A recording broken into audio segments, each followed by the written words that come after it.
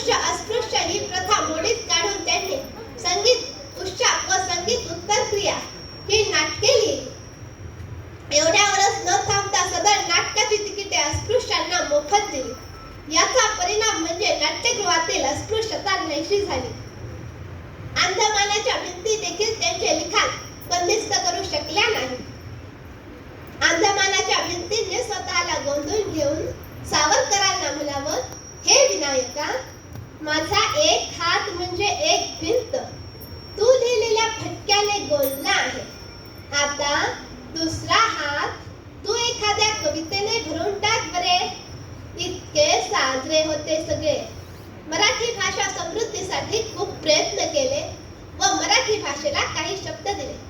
उदाहरणादाखल त्यापैकी काही: अर्थसंकल्प म्हणजे बजेट, उपस्थित म्हणजे हजर, क्रमांक म्हणजे नंबर, शुल्क म्हणजे फी, हुतात्मा म्हणजे शहीद इत्यादी। तसेच काळ्या पाण्याची शिक्षा भोगत असताना त्यांनी काही उर्दू गझल देखील लिहिल्या। जुलै 2013 मध्ये त्या सापडल्या।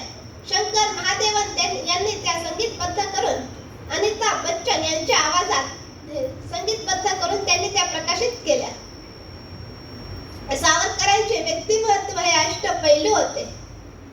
तसेच त्यांनी अंधमानाच्या कारागृहात असताना माझी जन्मठेप हे आत्मचरित्रपर पुस्तक लिहिले।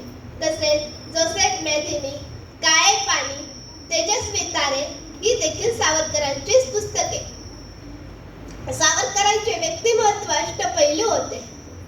सागरा प्राण तळमळला, आजही अमर आहे ते काव्य, दिसून येते जगताला यातून स्वातंत्र्य प्राप्तीचे तुमचे ध्येय। दिसून येते जगताला यातून स्वातंत्र्य प्राप्तीचे तुमचे ध्येय।